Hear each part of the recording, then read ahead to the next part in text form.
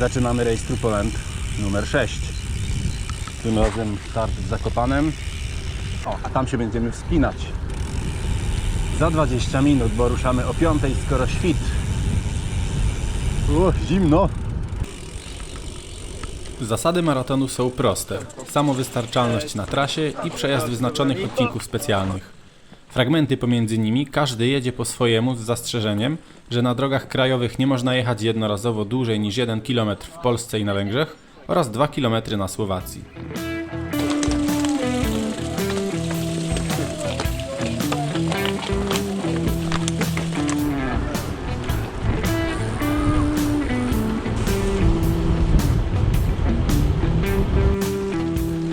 Po kilku minutach z zimnem nie ma już problemu. Podjazd na Gubałówkę skutecznie nas rozgrzewa.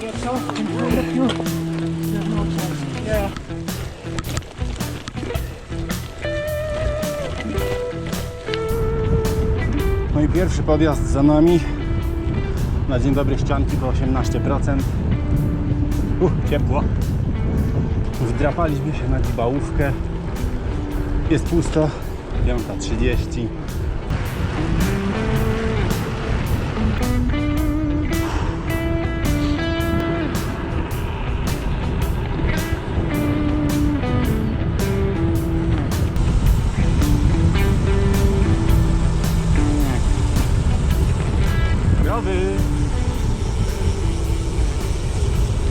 Krowy, a tu zakręt. No, klocki się już grzeją. Przez kolejnych kilkanaście kilometrów jedziemy schematycznie. Stromy podjazd i szybki zjazd. Zaliczamy po kolei Ząb, Gliczarów, Głodówkę.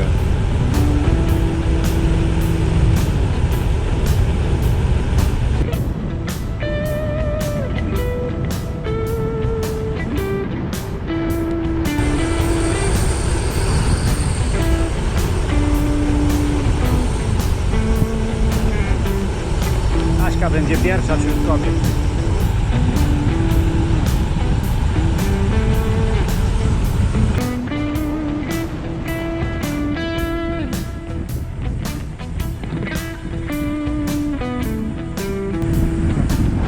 Dobra, bo muszę hamować.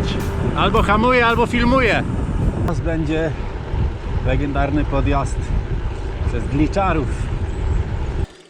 To zaczął i 30 by tyłu dołożył. Aha, no. Dobra, chyba najgorsza część podjazdu za mną, czyli ścianki 20%. Ale udało się wjechać.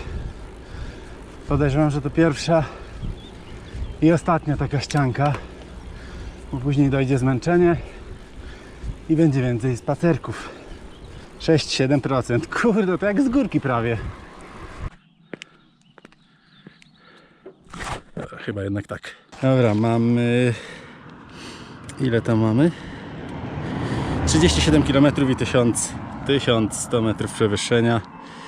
Więc ładny wynik. To jest chyba drugi najwyższy punkt na trasie. 1120 parę.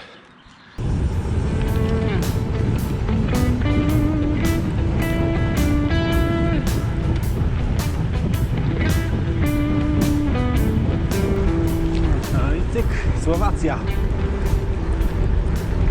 Po raz pierwszy, ale nie ostatni.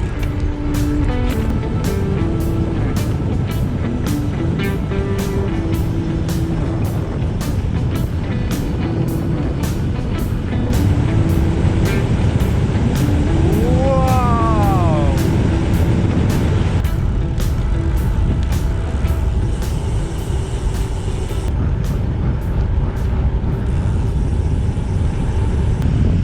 Chwilę jadę przez słowacki Spisz i wjeżdżam w Pieniny. Moja trasa prowadzi przez przełom Dunajca i malowniczą ścieżkę wzdłuż rzeki. Jednak to jeszcze nie sezon. Ścieżka jest praktycznie pusta. Ideolo.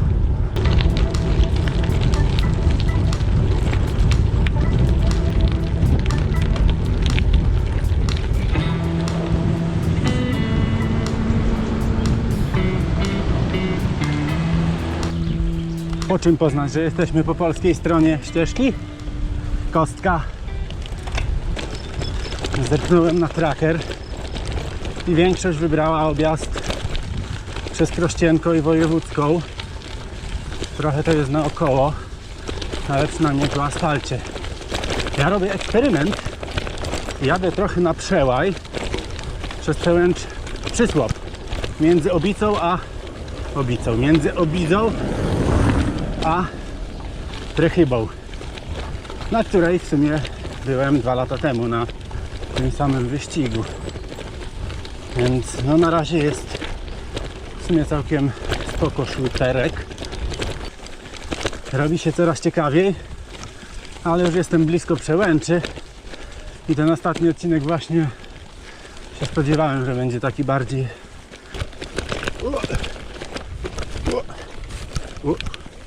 no, opony się ślizgają troszkę.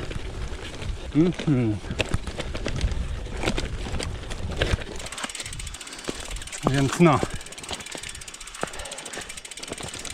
Ale nie, jest spoko, oczywiście. Sam się na to pisałem. Wiedziałem, że to tak będzie. Wiedziałem, że będzie spacer. Na Przełęczy jestem kilka minut po 10. Chwila przerwy i ogień w dół. Wniosek z mojego skrótu jest jednak taki, że szybciej byłoby dołem wzdłuż drogi wojewódzkiej.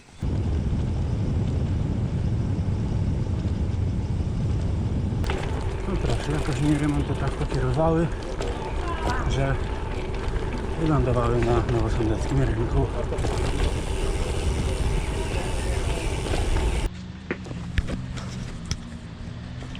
Jestem gdzieś za Gorlicami. Ogólnie to mi się jedzie kiepsko. Nie wiem, czy jestem głodny, czy po prostu nie chce mi się jechać. Nie wiem, no coś sobie zjem i wojewódzkimi będę walił już do Komańczy. Może będzie lepiej. Może to po prostu kryzysik popołudniowy. Zobaczymy. Mam wrażenie, że już tu byłem w podobnej sytuacji. Ale tak trzeba było przycisnąć. Ale mostu nie było, a tu jest. Dobra, luz jest w całości. Przejedziemy. Git. Proszę nie regulować odbiorników. Tędy trzeba jechać. To znaczy nie trzeba, ale jak ktoś chce uniknąć krajówki w okolicy Tylawy, no to trzeba tędy. Ja, całkiem nieźle. O, nawet jest ślad. Jest droga, proszę. Dalej teren się trochę wypłaszcza, ale tylko trochę. Jadę drogą wojewódzką 897 w kierunku Komańczy, przez Nowy Żmigród, Tylawę, Jaśliska.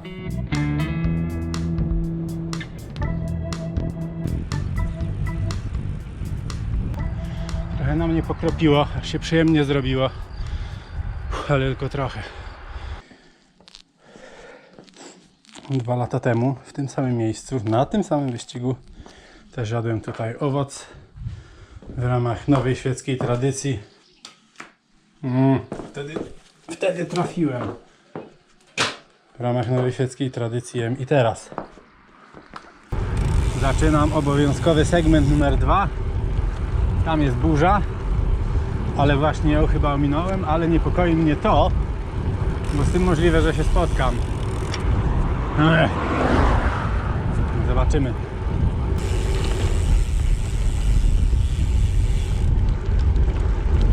Karpaty Wschodnie, od razu dziury w drogach. No i tak ma być.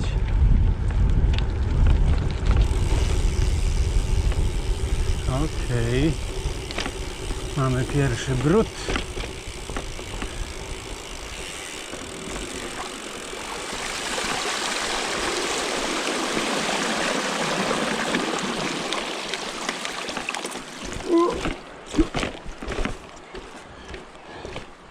Te płyty potrafią być cholernie śliskie.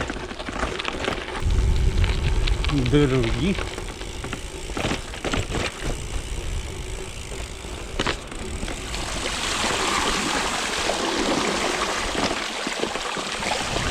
Dobra, żyjemy. 3. Ten jest chyba najdłuższy.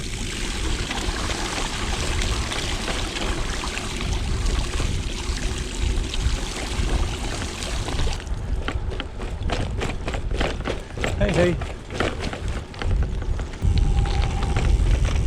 I czwarty, czyli ostatni.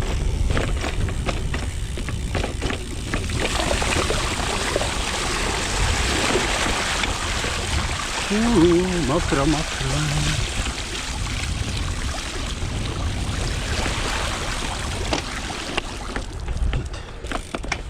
Przeżyłem, nie pływałem. Można jechać dalej. Teraz będzie spinaczka na przełęcz Żebrak. No już całkiem blisko. Całkiem nieźle mi idzie ten podjazd. On nie jest jakiś bardzo stromy. Dobra, teraz chyba będzie rura w dół. To ja się może zapnę.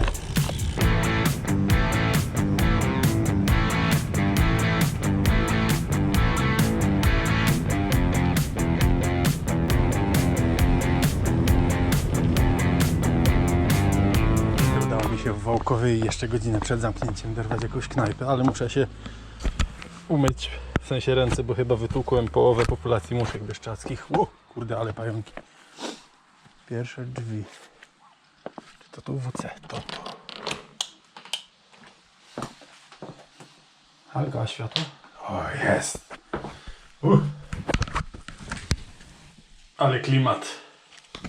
Jestem na przełęczy Wyżniańskiej, także już zjazd do Wołosatego z 0044. No kiepsko mi to idzie. No ale to jest noc, więc myślę, że no, widać. O, noc. Że to dlatego. Dobra. Do punktu kontrolnego w Wołosatem dojeżdżam przed drugą, po ponad 20 godzinach jazdy. Sporo później niż planowałem.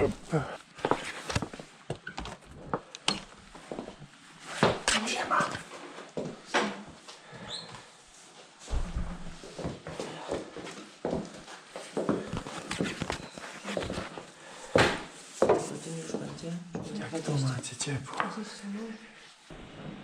Robię sobie chwilę przerwy na kawę i zagrzanie się. Temperatura na zewnątrz chwilami spada do 3-4 stopni. Dobra, dochodzi 5. Przejechałem mniej więcej 420 km. No, myślałem, że będzie trochę więcej. Że te 450, może 460 się uda zrobić. No nie udało, więc jadę dalej. Zmarzłem, bo jednak w dolinkach zimno, mimo że się dobrze ubrałem.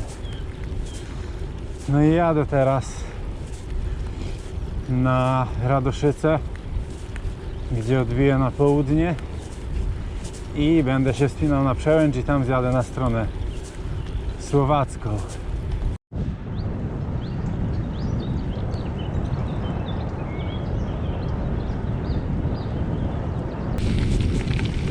Jednak zmieniłem zdanie i jadę tak jak pierwotnie planowałem, czyli przez tunel pod przełęczą Łupkowską. Tunel jest kolejowy, na tej porze nic nie jeździ, chociaż nie wiem, czy tam w ogóle teraz coś jeździ. Także gdzieś tu zaraz będzie Stary Łupków i tunel. Nie, to jeszcze nie tunel.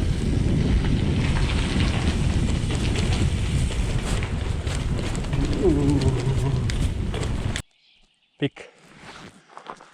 No i dobra, i jakoś tam się zaraz przepchamy przez tunel. Gra, co będę jeździł jakimiś asfaltami. Przecież jak można jechać torowiskiem albo ścieżką obok. O. To sobie zrobiłem skrót. Wczoraj to chyba była niezła burza, bo wszystko mokre, sporo kałuż, gałęzie leżały. No i oczywiście mokre są moje stopy, bo przez te zarośnięte ścieżki trzeba było iść, bo sobie ktoś tak wymyślił. Ale tu jest całkiem klimatycznie. Ale muszę coś mówić, bo takie trochę odludzia niedźwiedziogenne bywają. Dobra, jeszcze chyba... O, coś tam mi śmignęło. Czy to sarna? Chyba tak.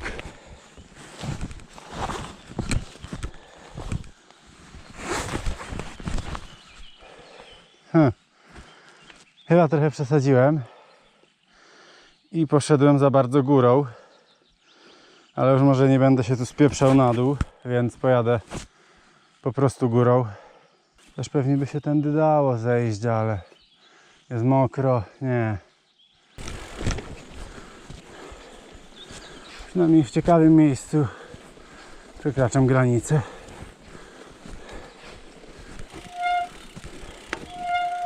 No, ale wymyśliłem.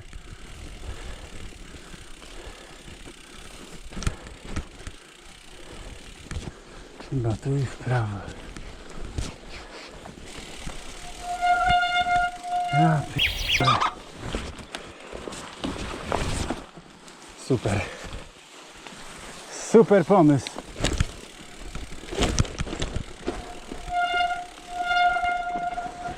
Sliki. Jakiś popieprzony szlak. Buty szosowe.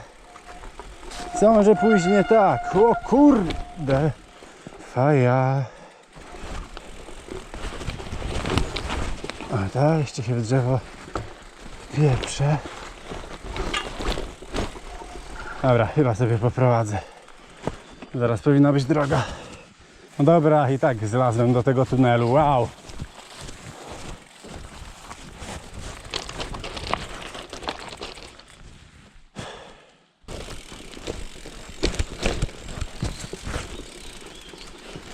Ja takie trawsko.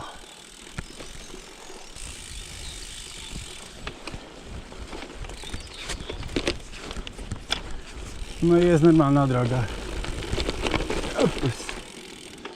Aha. I co teraz?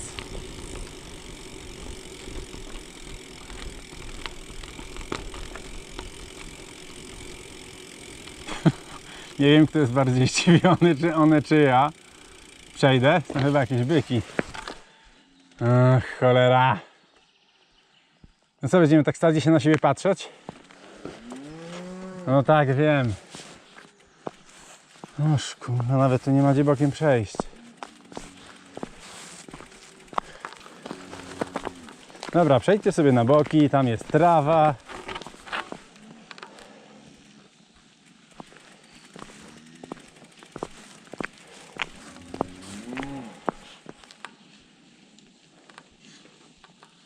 Cholera, jestem jakiś pasterz?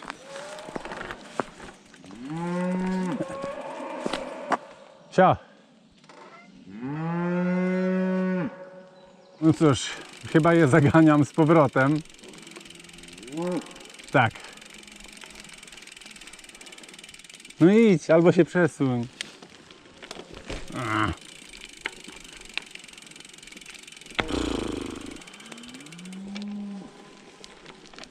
Ciekawe, co powie pasterz, jak zobaczy, że zagoniłem jego krowy z powrotem i ma drugie tyle roboty. O nie, tam byk dojeżdża krowę, o nie! Spróbuję przejść. O, może je wyprzedzę.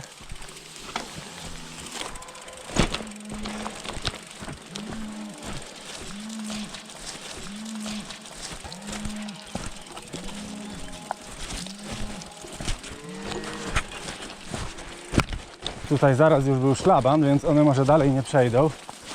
A jak ja ich wezmę łukiem naokoło. Dobra, wypadł na to pastwisko tu po lewej.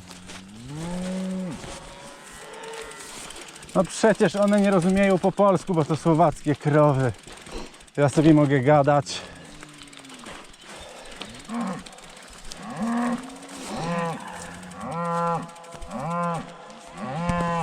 No dobra, spokój tam. Znalazłem jakąś ścieżkę górą. Może je wyprzedziłem. Aha, no to by było na tyle z mojego chytrego planu. Tam idźcie, wy! Na lewo, tam. Tędy. Rozumieją. Tędy, o, tak, tam. No tam, no idź. Jeszcze troszkę. Halo, ty tam z młodymi też. No, w lewo, tam. Za stadem proszę. Dobra, jedną to może sobie wyprzedzę. No nie biegnij no, zgubisz się. Idź w lewo. Stój, prrr. No krówko, no w lewo, o dawaj w lewo, tu. Wróć. Stój, czekaj no gdzie. No cholera jasna, będą jeszcze szybciej, nie wiem, cwałowały. Dobra, w lewo, koniec, sorki, sorry. No i jestem na głównej drodze już. Zysk czasowy mojego skrótu to jakieś pół godziny w plecy pewnie. Ale to, że będę miał skarpetki na słowackiej stacji benzynowej, no to się nie spodziewałem. Git. Będą się suszyć. Dobra, ryj posmarowany. Czas na tyłek. Właśnie robię jedyny większy podjazd na Słowacji. Dalej jadę przez Słowację, kierując się na południowy zachód. Przed Koszycami w upale pokonuję jedyny większy, dość mocno dłużący się podjazd. W nagrodę dostaję super zjazd z widokami.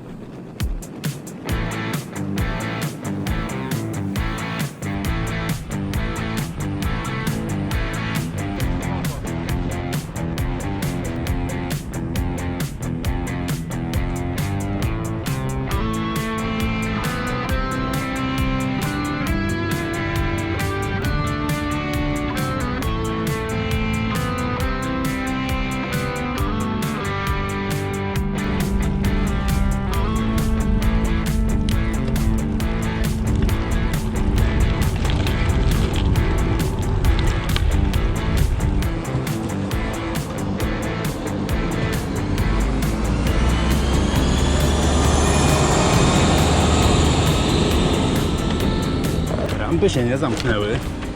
Jadę na pewniaka. A tu pociąg. No przede mną widać już granicę węgiersko-słowacką. To jest chyba ta górka, więc jakiś tam podjazd będzie. Ale tu długie, proste są. Ojejku. I myk, Węgry. I napisy, które ciężko przeczytać, nie mówiąc już o powiedzeniu. Fajne drogi tu mają. Taki akurat na gravela.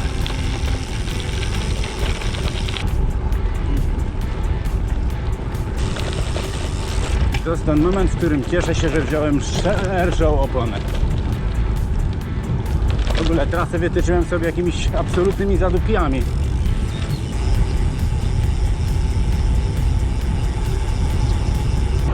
No i dupa, pieprzyłem się na krajówkę i muszę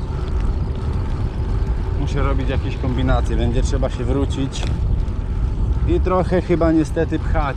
No dobra. Zobaczymy, dokąd to nas zaprowadzi. Najgorsze, że na Google'ach ta ulica jest imieniem kogoś tam i nie ma oznaczenia. O kur... Nie ma oznaczenia krajówki.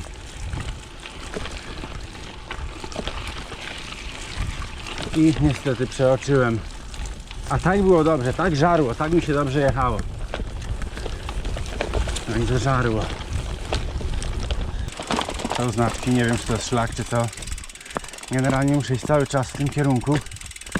To dojdę do miejscowości, gdzie jest droga i tam już wojewódzkie, czy tam ichniejsze wojewódzkie już mnie poprowadzą tam, gdzie chciałem, co prawda trochę naokoło i pewnie z większą ilością podjazdów, ale jednak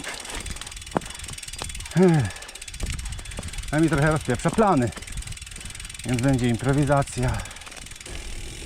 No dobra, ale coś tu musi wyjeżdżać na górę, więc musi się dać zjechać.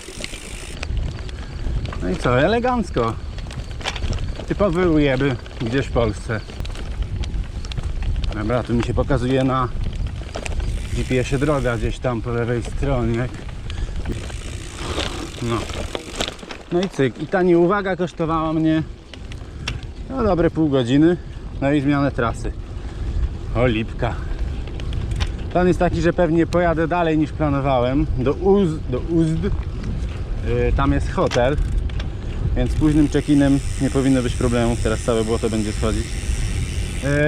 No i chyba się tam prześpię, bo w drugą nockę bym wjeżdżał. No, średnio bym to widział.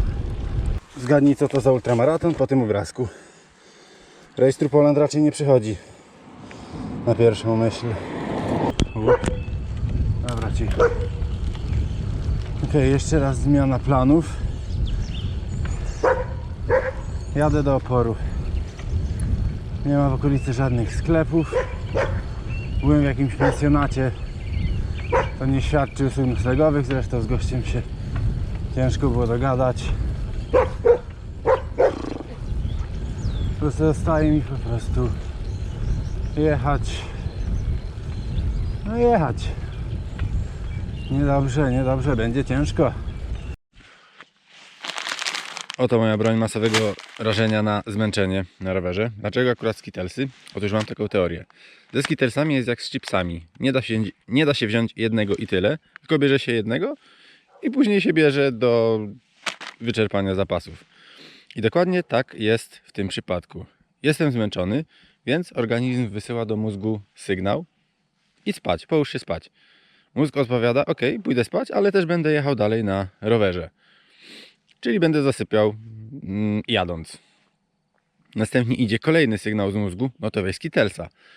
No i w takim razie ręka bierze tego skittlesa, bierze jednego. No i jak wiadomo, nie można wziąć jednego i przestać, tylko bierze kolejny i dzięki temu ten sygnał jest mocniejszy w mózgu, dzięki czemu nie zasypiam.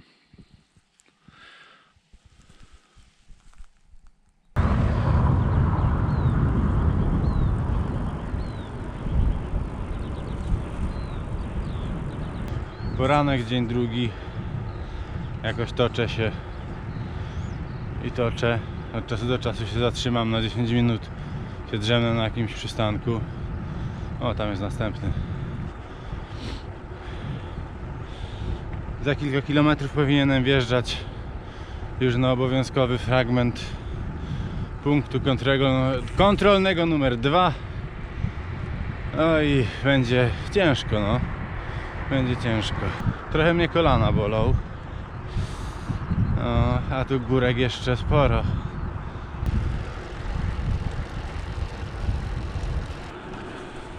O, może drzemka.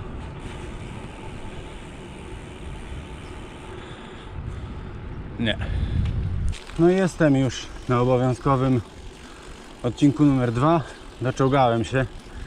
To jest dobre określenie. Parę razy mi głowa poleciała, ale udało się wytrzymać. Więc teraz pewnie przez większość czasu będę sobie jechał takimi drogami przez lasy, góra dół, aż wyjadę na Kekesz na ponad 1000 metrów.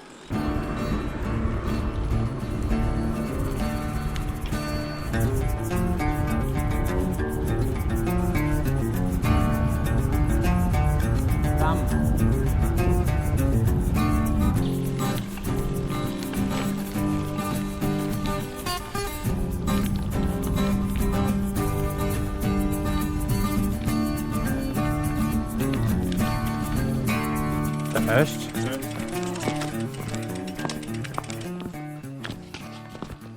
No to tak, to nowe.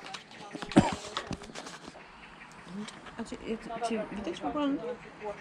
Bo ten non-tracker coś tak różni tutaj. A to najpierw trzeba na górę? Nie, okej, dobra. musisz, więc znaczy możesz potem sobie Chwilę później wjeżdżam na Kekesz. Znowu długi zjazd i czas na kolejne skróty. No to można wracać. Omijam krajówkę, która leci tam równolegle, troszkę niżej. Mam chyba ponad 2 km, więc warto się tu było pchać.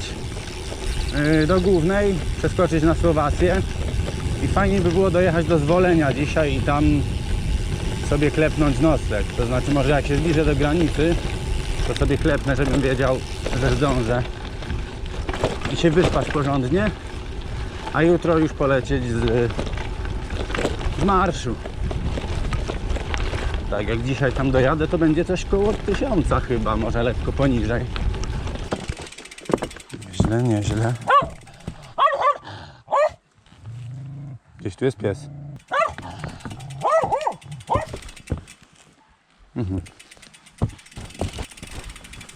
Nie wiem, krzaki szczekają.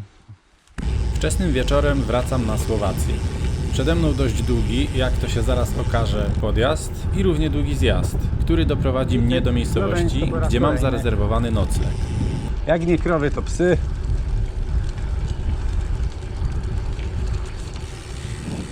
No dobra, zostań już. Gościu, dobra, siad. Tyle, koniec. O, do domku, tam idź. Noż, cholera z tymi zwierzętami. Ale goniłem pod górę, bo ten pies się do mnie przyczepił akurat na długim podjeździe i nie był agresywnie nastawiony, nawet bardzo przyjaźnie, ale postanowił, że on sobie ze mną pójdzie. No i tak trzymał tempo. Zacząłem przyspieszać, no bo co ja z psem zrobię później na środku jakiegoś wygwizdowa. Rejs Trupoland, dzień 4. Kurde, trochę mi się przespało za długo i dopiero ruszam, jest po 9, ale teraz nie mam żadnej wymówki, jadę już do końca, zostało mi nieco ponad 500 km, więc już bez żadnego spania. Przejeżdżam przez Zwoleń i jadę wzdłuż autostrady E58, a po pewnym czasie odbijam na północ. Ten rejon Słowacji jest dość trudny w wyborze trasy, bo niemal w każdej dolinie biegnie droga krajowa, którymi jechać nie mogę. Trzeba więc kombinować z bocznymi drogami. Przejeżdżam przez wciśnięte w dolinę miasteczko Kremnica. W tej okolicy nie brakuje źródełek wody, dzięki którym nie muszę się martwić, że mi jej braknie. Już chyba pierwszego dnia się odwodniłem i mimo, że cały czas piję, to nie jestem w stanie uzupełnić tego deficytu wody.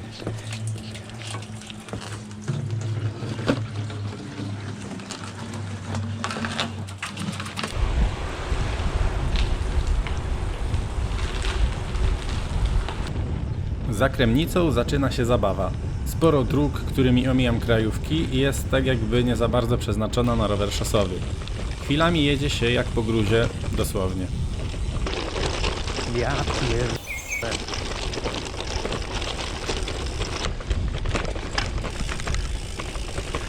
Fajne drogi, fajne. Oczywiście nie mam co narzekać, bo sam sobie tutaj trasę wyznaczyłem.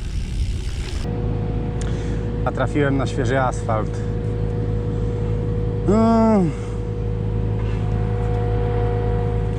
Taki świeży, że się zapada.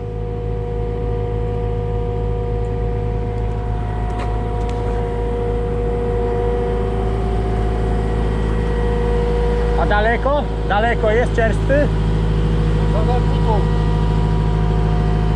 O ile się dobrze dogadałem, to ten asfalt jest do zakrętu mniej więcej. Więc kawałek podprowadzę.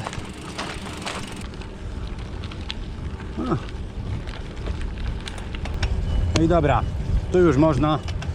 Dostałem oficjalne błogosławieństwo od pana kierującego walcem, że tu już mogę. No i jadę. Siema. Siemano. Jak się jedzie? Na horyzoncie nie sposób przegapić pasma górującego nad okolicą. To mała Fatra i szczyt Kriżawa, na której jest control point numer 4. Robię zapasy na dole w sklepie i wjeżdżam na kolejny obowiązkowy odcinek. Nauczyłem się, że niegazowana woda to nie bublinkowa. Teraz już wiem.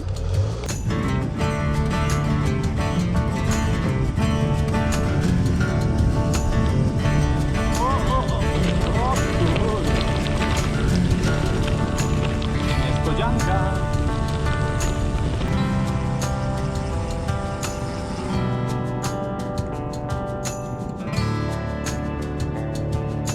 Siemano. Idziesz ze mną na górę?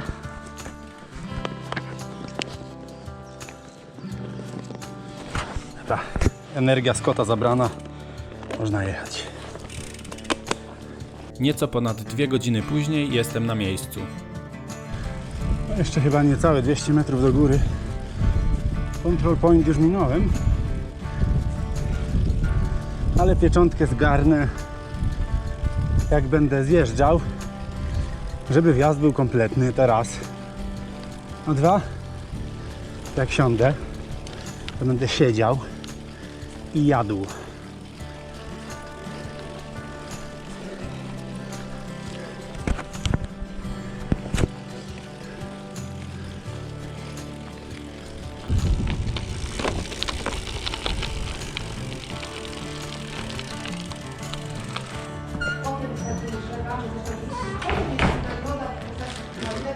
Siema.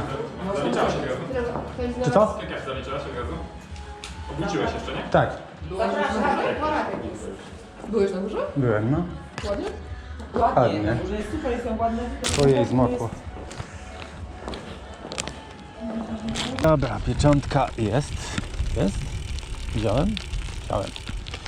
Fajnie się siedziało, zjadłem 2 gulasze, ale trzeba jechać.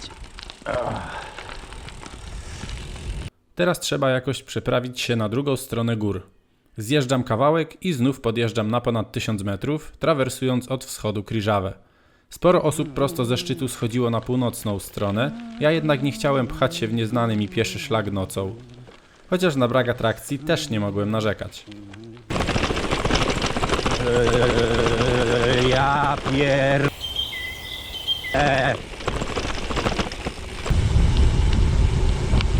Nie mogło tak być od początku. Komu to przeszkadzało? No komu?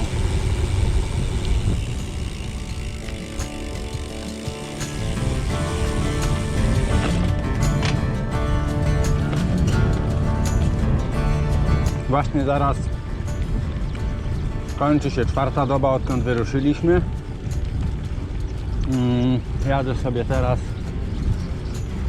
elegancką ścieżką rowerową do Czarnego Dunajca. No i co? Znów w tej Polsce.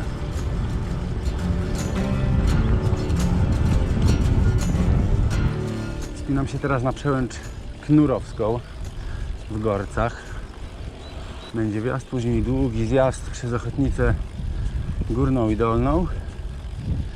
No i można powiedzieć, że tam będzie już początek końca. Wczesnym popołudniem docieram na początek przedostatniego segmentu w Beskidzie Sądeckim.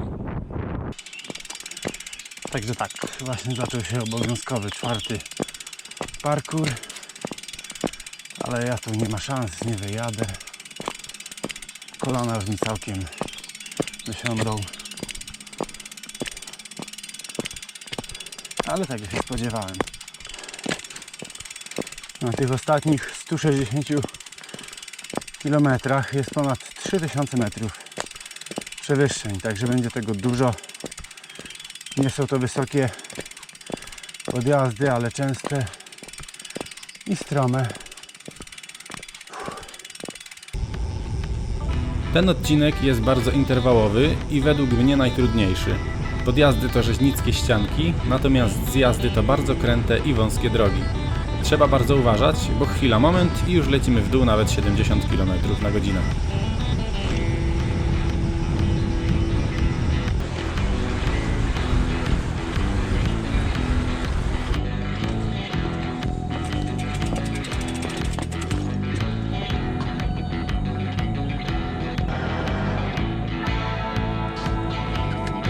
Ale wypaszczu.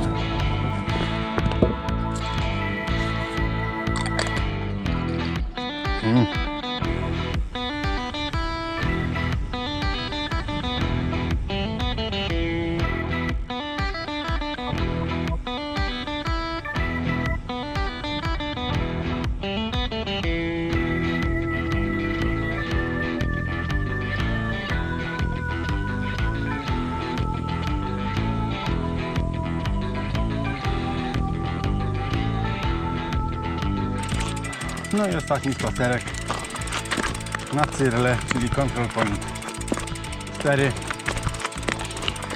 Nie będę komentował stanu tej ścieżki.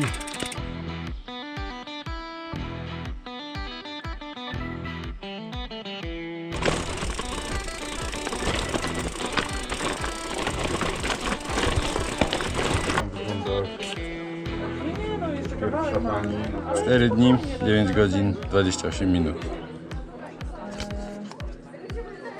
Tutaj znów pojawia się opcja skrócenia trasy. Zamiast zjeżdżać i objeżdżać pasmo, można zejść na wschodnią stronę i stąd prosto lecieć na Beskid Niski. Ja oczywiście wybieram ten pierwszy, dłuższy wariant. Jak się okazuje, bez sensu, bo z jazdem nic nie zyskałem czasowo. Ej, jak tam? Weź dzisiaj, nie? No.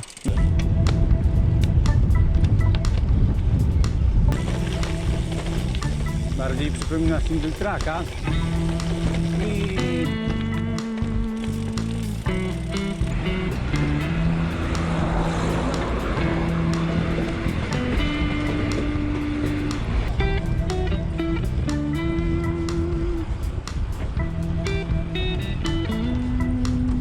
Zbliżam się do Beskidu Niskiego i ostatniego odcinka. Popołudniowe słońce pięknie oświetla doliny i chmury, widoki są naprawdę przednie, ale mnie trochę niepokoją burze, które są właściwie wszędzie wokół mnie, a w stronę jednej z nich nieuchronnie się kieruję. Przyspieszam więc trochę, a także próbuję dogonić dwójkę zawodników kilka kilometrów przede mną, uciekając równocześnie dwójce kawałek za mną. Jakimś cudem udaje mi się jechać między tymi burzami.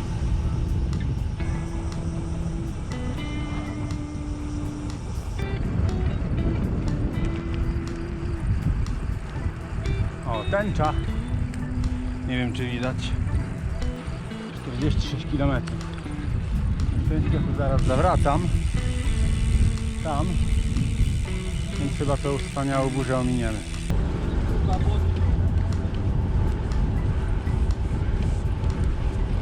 No, trochę kiepsko to wygląda.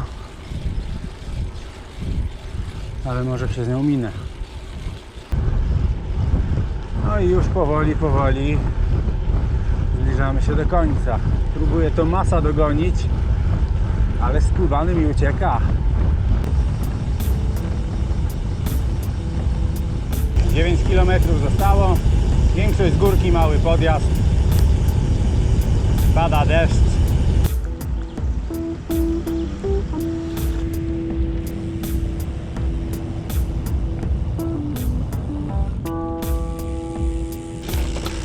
No tak, zapomniałem, że tu na górze jest żwir. Spokój! Spokój!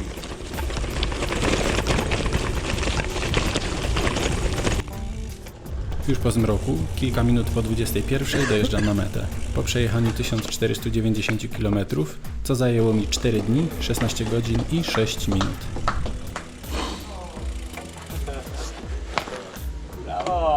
Dojechał.